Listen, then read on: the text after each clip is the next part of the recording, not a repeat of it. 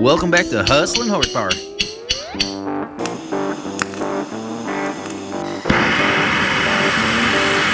Today we're going through this custom 6-inch drop axle that I had Whack Customs build. It is one of the only pieces I didn't fabricate myself on the Dirty 30, but Bill Carlson is one hell of a fab guy, and he definitely has some of the strongest and fastest axles out there. So follow along. I appreciate the support, guys. Now, unfortunately, a drop axle adds a whole lot of unsprung weight to the front of the car, and most racers would convert it to something like an independent front suspension such as a Mustang 2, but I wanted to keep it old school. I have a few ideas that I'm going to utilize on this car to help combat the extra unsprung weight of a non-independent front suspension car, but that's for another video. Alright guys, so here we are.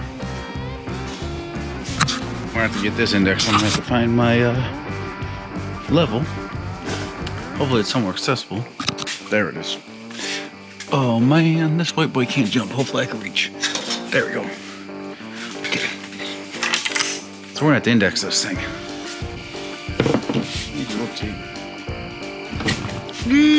Jesus. Need to try to get that off somehow. Some good old. Woo! Well, guys, I guess you can see they got freaking pretty dang drilled. That's impressive. I don't know if it's good impressive, but it's impressive. No, I'm gonna go get a center punch, a hammer, find the hammer.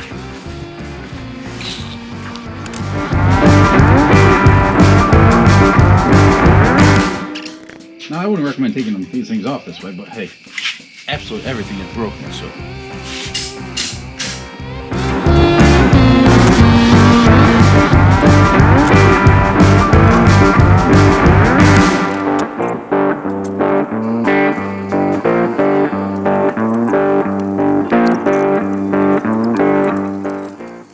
So guys, we're gonna work on trying to get these spindles off. I don't know how long it's gonna take and how difficult this is gonna be, but we're gonna try it. See what we can pull off.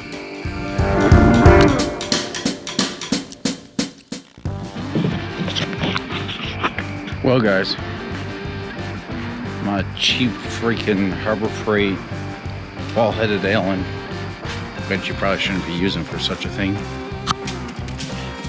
broke off inside, so I'll whip out the TIG welder. I'll show you a little up close and personal.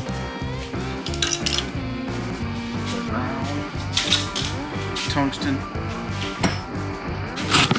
So guys, the plan here is to either weld that sucker. I can even see it. It's right there. Can you see it? Well, it's there. I don't know if you can or not. So, my intentions are to maybe try to weld this right to it. I don't know if that's gonna work or not.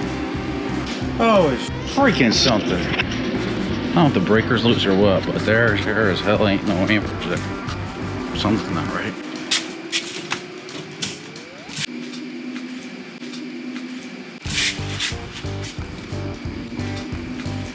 Shouldn't be an issue.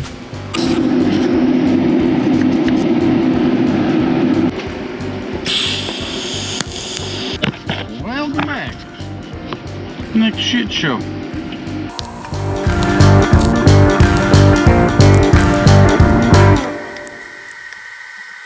I don't know how we're gonna get this out. It's literally stuck in there.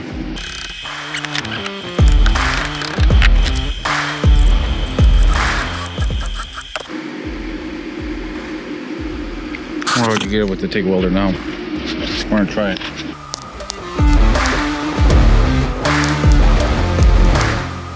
I think I got it, and only it. We'll come in here to see. I don't know. We might get lucky here. I don't freaking know. That took entirely way too freaking long. By Harbor Freight junk. So, we got that out. I'm gonna have to heat this up and try it again.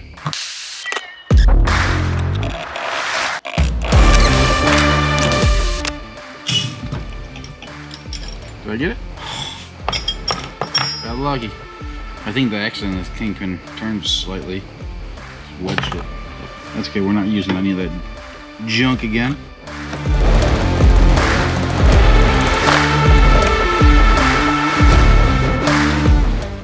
Oh, ready. Alright.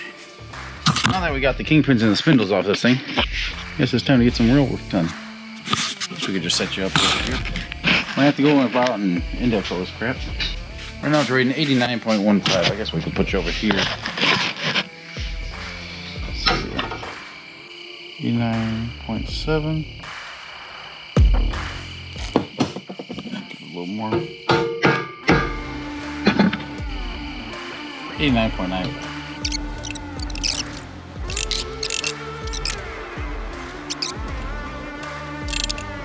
So guys, what we just tested there was the layback on the tire. So when the tires, the axles in the car, the tire's going to rotate on a 10 to 12 degree layback. So now putting these brackets at 99 degrees. Yeah, 90 degrees. So just got to put those right. So this should be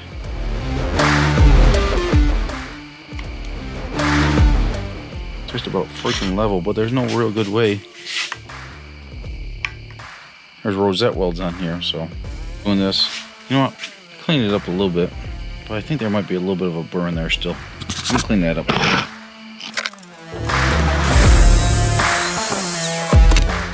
Let's see what this says now. Now we got that cleaned up. Show you this.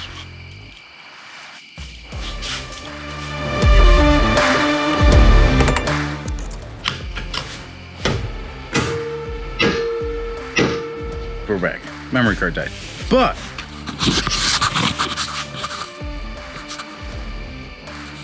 0.00.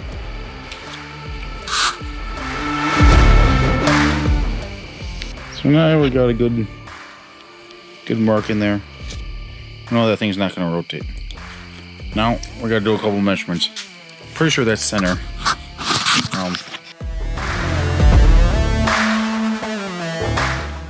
Right around here, 16, 11, 16ths, inner to center. We'll measure the front end if we can. I know we got enough room, but I just want to see if we can narrow those up a little bit, maybe make it a little bit easier, maybe make it a little bit stronger. Let's see here. It might be dark on here for you guys. We are just about 29. It only gives us 2 inches per side. Could have narrowed that up a little bit. I don't think it's worth it. We got these brackets right here from Wet Customs. The guy that built the axle originally. These will go in here, not like that. Looks like we're gonna be doing some building, guys. So these brackets sit in here like that. So as you can see, yeah, they're not perfect. So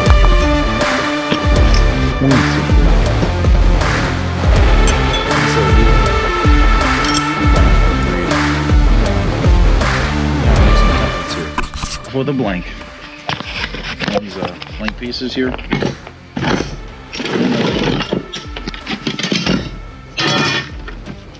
To work, I guess.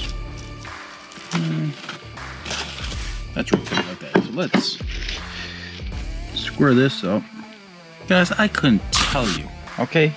Major pet peeve. It doesn't cost a damn thing, but I've literally seen people make templates like that. What the hell are you doing? Less cutting, less this, less that. Make it easy on yourself.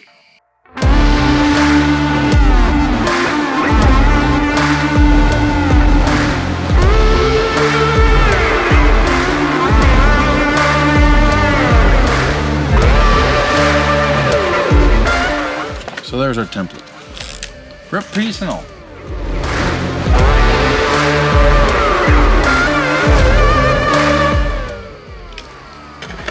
Alright guys, here's our half-ass piece. So, I'll bring you over here again. Let me show you. I'm not sure about how to go about this. I won't lie, it's been a couple days since we've been in the garage. But, I think we'll be able to get some progress done here. We went and took a little road trip. Had to go and help my buddy pick up his new car. Our friend that was in the accident, he went and picked up a new car, so we took a trip down to South Carolina. Made it from Buffalo, New York to South Carolina, picked up the car and made it back all in like 26 hours or something like that. So we didn't stop for nothing, just fuel. There, I'm thinking about chopping this out so I can put the brackets on the inside. Thought about that on the drive. So just to make sure, since it's on a curve here, it's a very progressive slope, and moving the bracket over from where the bracket is up here on this side to this side, I mean, it's about a 1/4 inch of a difference just in that 3/16 slope, since it's on like a whatever that is, probably a 50-60 degree angle there. So I'm gonna notch these out, cut this spacer out here, and on the new one we're gonna add some type of gusset in here, just make sure this bracket can't tweak like it did in the accident. I think it's be very critical as just a precautionary reinforcement type thing. So first off, we're gonna chop that out.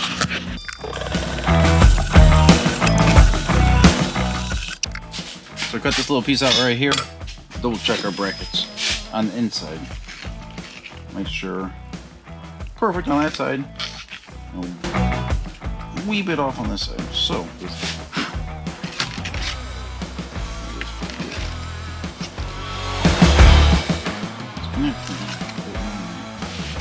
I think we're gonna go through here, and I think I'm gonna get a file and mark these right here, and just put a good scribe mark in it.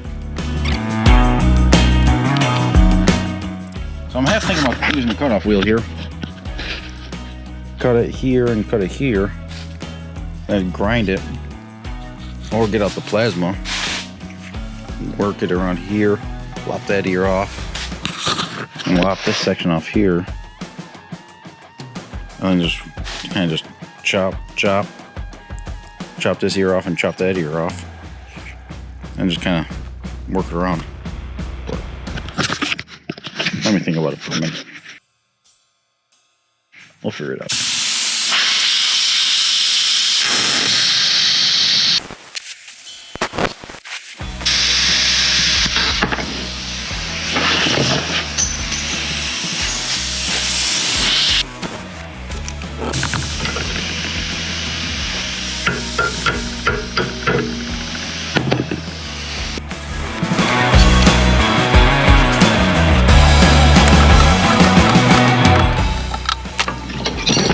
The good old grinder. Gosh, to love this part. And throw some sparks.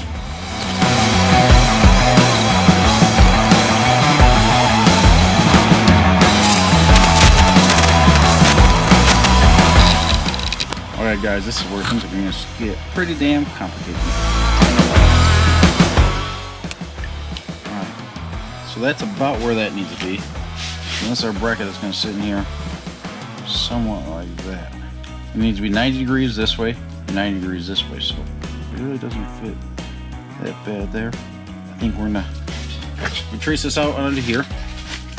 And we're going to whip out the plasma, notch that out, and go from there. I can say I've never done this one-handed, but we're going to give it a shot.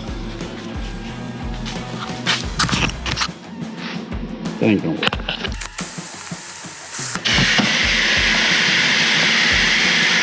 Alright, here's our rough shape.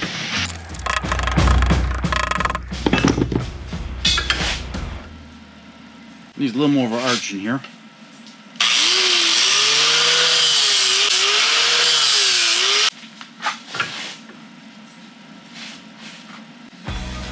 I feel decent.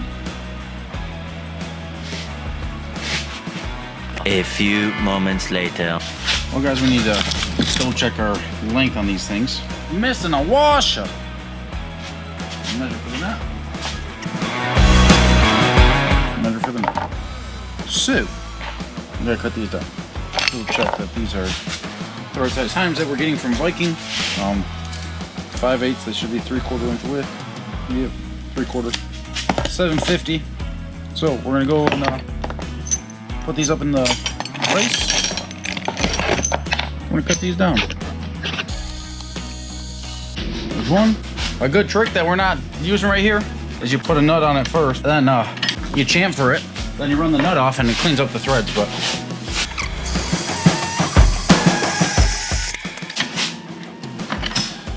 I got our nuts cut down. Don't throw this guy down. Should be good to go now.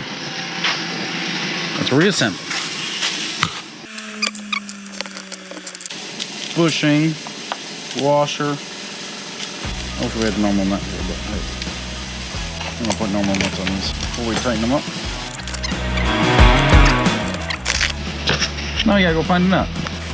Well, guys, I got way too long into fitting this damn thing, but once we get into position here, well, it fits pretty dang nice.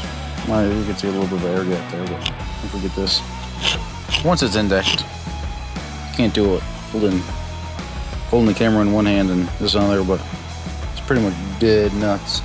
Good fitment makes for easy welding. Bad fitment makes it difficult. I don't care how good you are. We're making progress.